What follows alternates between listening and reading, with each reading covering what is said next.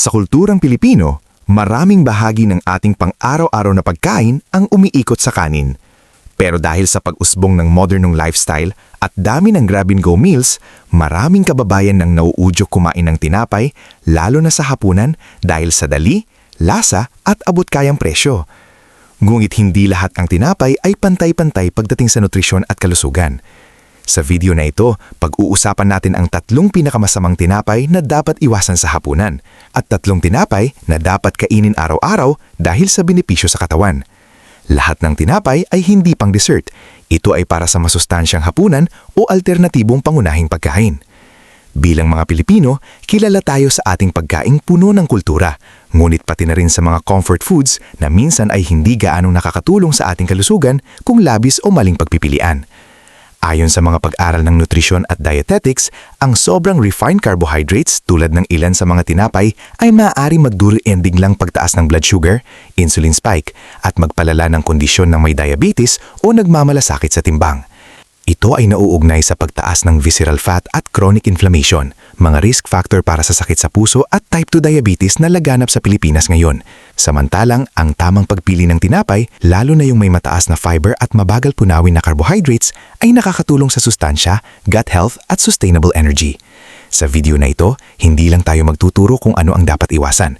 Bibigyan din natin ng alternatibo, mga tinapay na nagbibigay ng nutrisyon, mababa sa glycemic index at mainam sa hapunan. Kung ikaw ay nagbabantay ng timbang, may high blood sugar o nais lamang ng mas malusog na lifestyle, ang gabay na ito ay para sa iyo. Handa ka na ba? Simulan natin sa 3 pinakamasamang tinapay na dapat iwasan kung layunin mo ang kalusugan at mas malusog na hapunan. 3 pinakamasamang tinapay na dapat iwasan. Worst bread number 1, white bread, pangkaraniwang puting tinapay.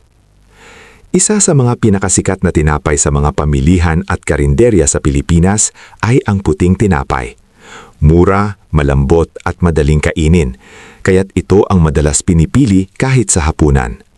Subalit sa likod ng kanyang pagiging masarap at praktikal, nasa puting tinapay ang isa sa pinakamalaking problema pagdating sa kalusugan.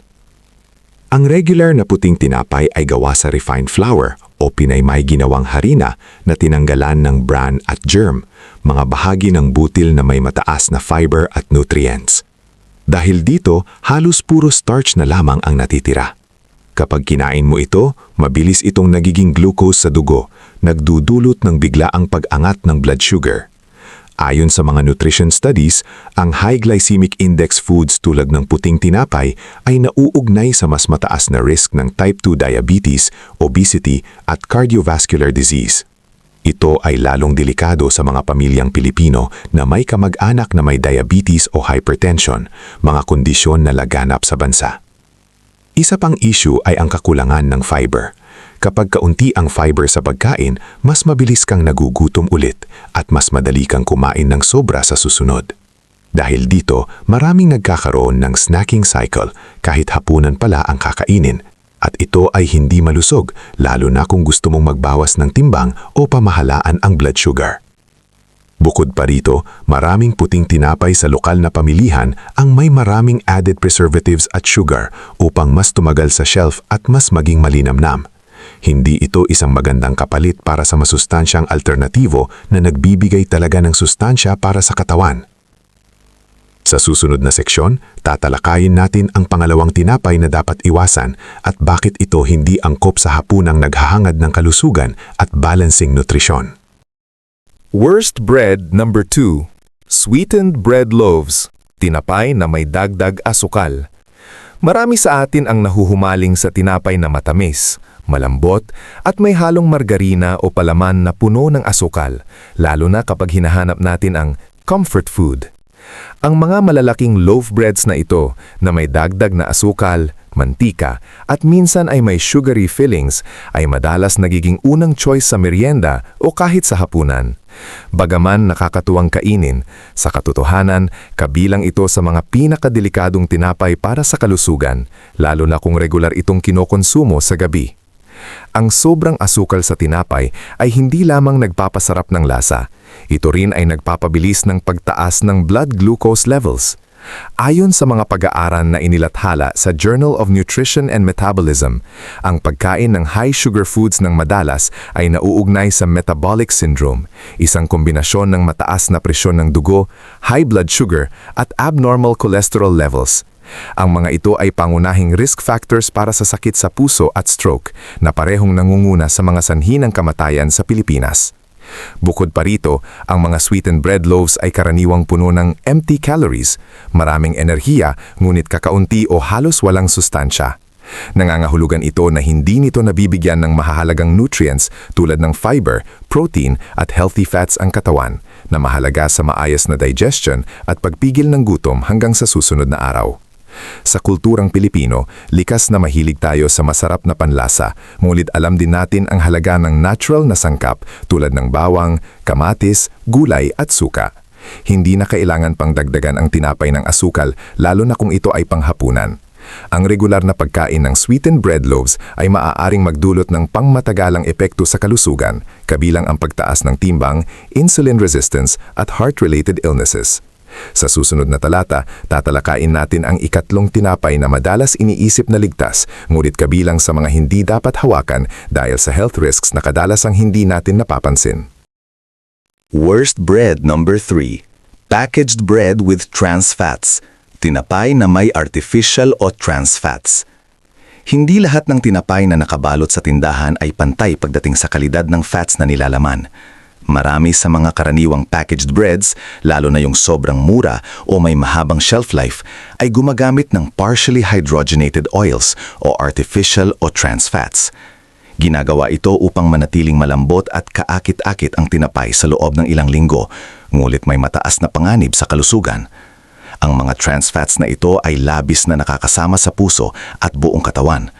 Ayon sa mga pag-aaral mula sa American Heart Association at iba pang nutrition research, ang trans fats ay nagdudulot ng pagtaas ng LDL cholesterol o bad cholesterol at pagbaba ng HDL cholesterol o good cholesterol na direktang nauugnay sa coronary heart disease at iba pang cardiovascular problems. Sa Pilipinas, isa ito sa mga pangunahing dahilan ng mataas na bilang ng mga kaso ng sakit sa puso, lalo na sa mga Pilipinong nasa mid-edad at mas matanda. Bukod pa rito, ang packaged bread na may artificial fats ay kadalasang sobrang processed, kaya limitado ang nutrisyon na inibibigay nito. Walang natural fiber, vitamins o minerals na makikita sa tinapay na gawa sa whole grains o natural ingredients. Kapag palaging isinama ang ganitong uri ng tinapay sa hapunan, hindi lamang nagiging sanhi ito ng weight gain, kundi maaari ring magdulot ng chronic inflammation sa katawan, isang silent contributor sa diabetes at high blood pressure. Mahalagang maging mapanuri sa pagbili, basahin ang ingredients list at iwasan ang tinapay na may partially hydrogenated oils o trans fats. Sa halip, piliin ang mga tinapay na may natural oils, whole grains at walang artificial preservatives. Sa ganitong paraan, hindi lamang naiiwasan ang panganib sa puso, kundi nakakakuha rin ng katawan ng sustansya na kailangan para sa mas malusog na hapunan. Sa susunod na seksyon, magbabago ang tono natin. Tatalakayin natin ang mga tinapay na hindi lamang ligtas, kundi nagbibigay ng tunay na benepisyo kung isasama araw-araw sa iyong pagkain, lalo na sa hapunan, upang suportahan ang tuybay ng puso at overall health. 3 tinapay na dapat kainin araw-araw dahil sa benepisyo sa katawan. Best bread number 1, whole grain bread o buong butil na tinapay. Kung may isang tinapay na pwedeng ituring na superstar sa hapagkainan, lalo na para sa hapunan, ito ay ang whole grain bread o tinapay na gawa sa buong butil. Hindi ito basta tinapay. Ito ay powerhouse ng fiber, vitamins at minerals na mahalaga sa katawan, pati na rin sa gut bacteria para sa maayos at malusog na digestive system. Ang buong butil ay may 3 pangunahing bahagi: bran, germ at endosperm. Sa mga refined bread, kadalasan ay tinatanggal ang bran at germ, kaya nawawala rin ang fiber at nutrients. Sa whole grain bread, nananatili ang lahat ng bahagi, kaya mas mataas ito sa dietary fiber, antioxidants at B vitamins. Ang fiber sa whole grain bread ay may mahalagang papel sa pagpapabagal ng glucose absorption sa dugo, kaya hindi bigla ang spike ng blood sugar.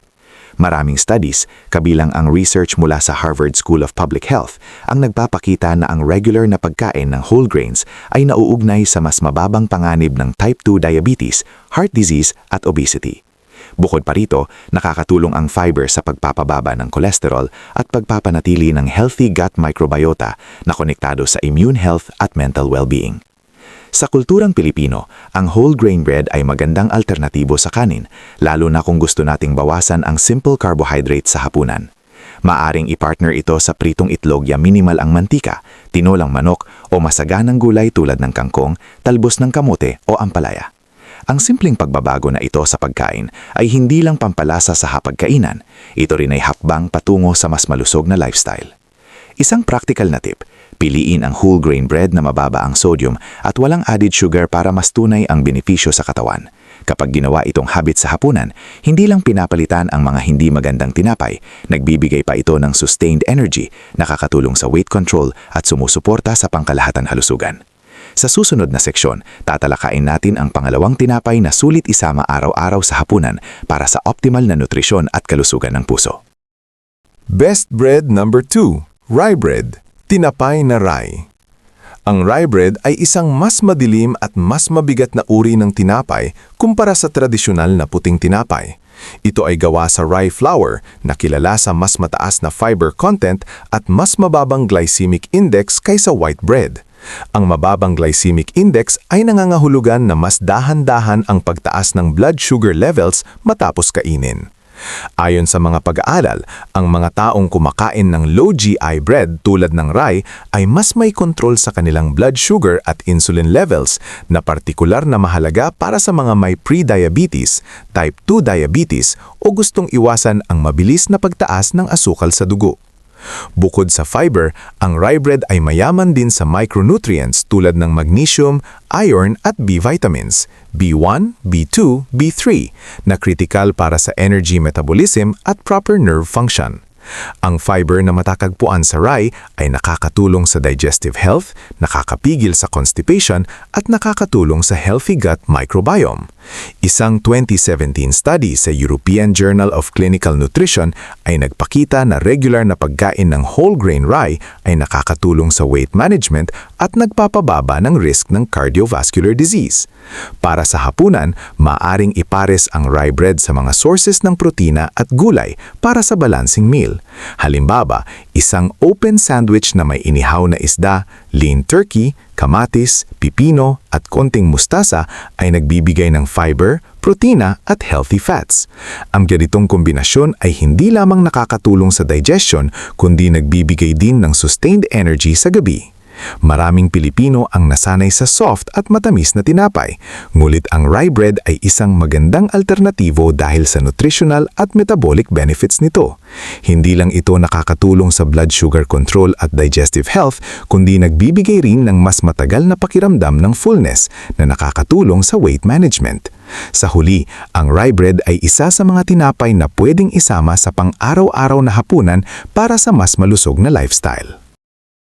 Best bread number 3, multigrain bread with seeds, tinapay na may mga buto.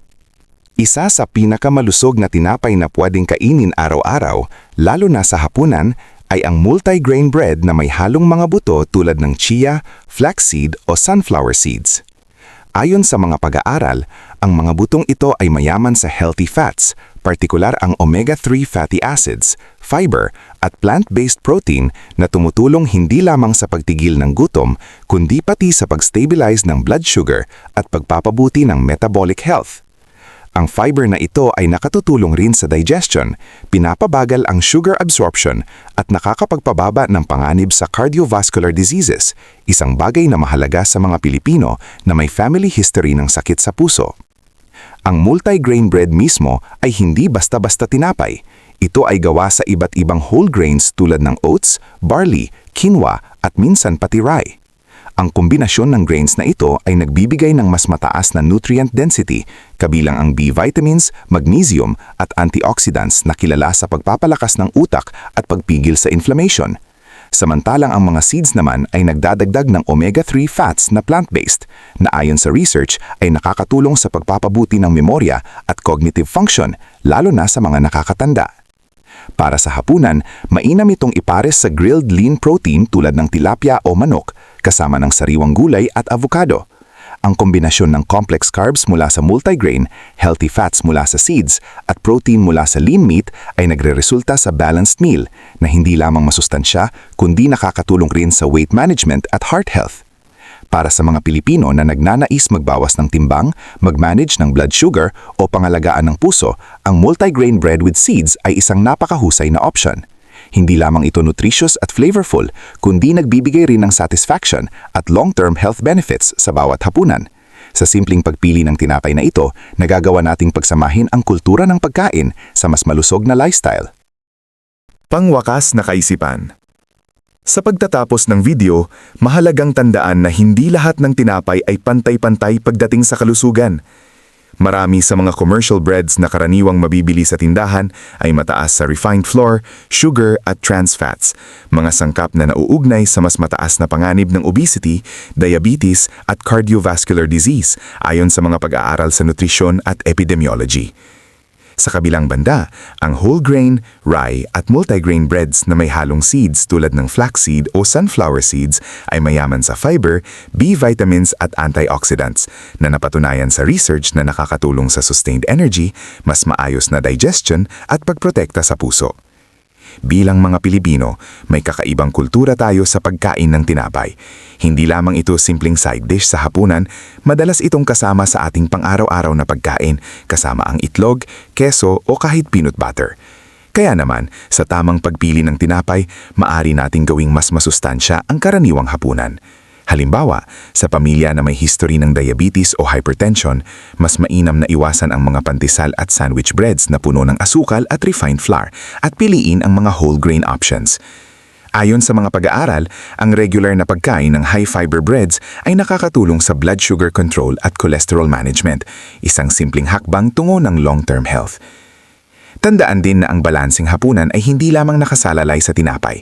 Dapat ito ay may kasamang protina mula sa isda, itlog o beans, gulay para sa vitamins at minerals, at healthy fats mula sa avocado, nuts o olive oil. Ang ganitong kombinasyon ay sumusuporta sa overall wellness at nagbibigay ng mas kumpletong nutrisyon sa bawat pagkain. Maraming salamat sa panonood. Huwag kalimutang mag-subscribe, mag-like at mag-share kung nais ninyong mas marami pang health tips na nakabatay sa siyentipikong research at nakaangkop sa kulturang Pilipino. Sa simpleng hakbang ng tamang pagpili ng tinapay, kaya nating palakasin ang ating katawan at pangalagaan ang ating kalusugan sa pangmatagalan. Kita-kita sa susunod. Kung nagustuhan mo ang video na ito at nakatulong ito sa iyo, mangyaring i-like, mag-subscribe at i-share. Ang inyong suporta ay tumutulong sa amin na patuloy na gumawa ng magagandang content upang kayo ay mabigyan ng kaalaman at inspirasyon. Salamat sa panonood at inaasahan naming makita kayo sa susunod na video.